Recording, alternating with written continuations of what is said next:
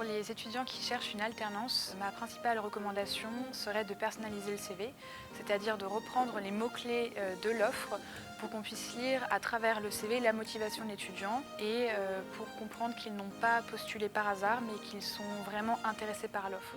Ensuite, ma seconde recommandation serait de mettre les dates de disponibilité de l'étudiant dans l'entête du CV, à côté du nom de l'étudiant par exemple, pour qu'on puisse vraiment savoir à partir de quand ils sont disponibles et la période, le temps, la durée de leur alternance. Ma troisième recommandation serait de bien lister les outils pour qu'on puisse se projeter sur l'étudiant et savoir si lors de son arrivée on doit le former ou si on peut compter sur un bagage qu'il aura déjà acquis dans son établissement dans le cadre de ses études.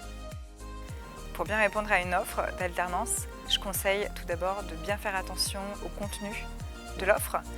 Souvent, il y a l'intitulé du poste que vous pouvez reprendre en haut de votre CV, l'intitulé exact. Ensuite, je vous conseille de répondre assez vite à l'offre, puisque souvent il y a une date de publication. C'est simple, on voit quand est-ce que l'offre a été publiée. Il faut essayer de ne pas trop tarder pour y répondre. Plus le temps avance, moins vous avez de chances de faire partie du processus de recrutement. Et le dernier conseil que je peux vous donner, c'est de faire bien attention aux consignes d'envoi de la candidature. Souvent, les recruteurs indiquent soit un objet de mail à mettre, soit des consignes d'envoi, de format, ou alors de pièces jointes à envoyer. Lisez bien ces consignes, respectez-les pour que le recruteur traite votre candidature au plus vite et au mieux. So we were talking about how to get alternance and how you can approach that as a candidate. But I'm also going to talk about how I, as a recruiter, would view that.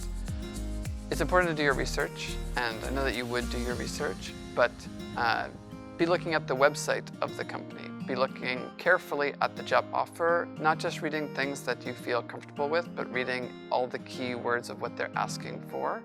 And see if you know people that are working at the company, or you can find a connection to them, or someone who's interned at the company before.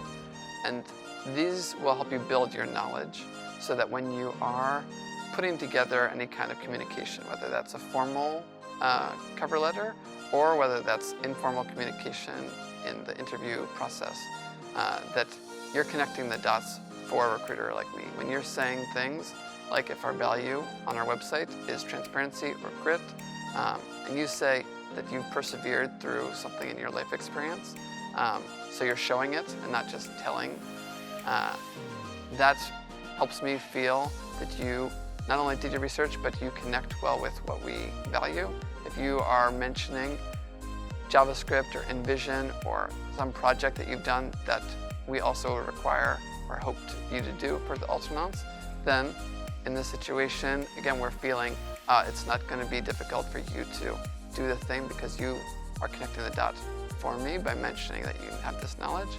And if you are using language or talking in a way that shows you would fit really well with other team members, it's easy for me to imagine that you could be on the team, and of course I'll be happy to talk to you further. So these are ways to build connection for an alternance with a recruiter. Pour bien répondre à une offre d'alternance, je vous conseille d'envoyer un CV épuré et simple. Pensez également à l'envoyer au format PDF pour qu'il soit consultable sur téléphone, tablette ou encore ordinateur.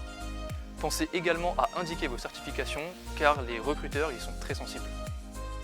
Et enfin, dernier conseil, à côté de toutes les offres que vous voyez qui sont postées par les recruteurs, n'oubliez pas que vous pouvez aussi postuler de façon spontanée en envoyant votre candidature, en expliquant votre poste, les compétences que vous pouvez apporter à l'entreprise, mais aussi pourquoi cette entreprise vous intéresse.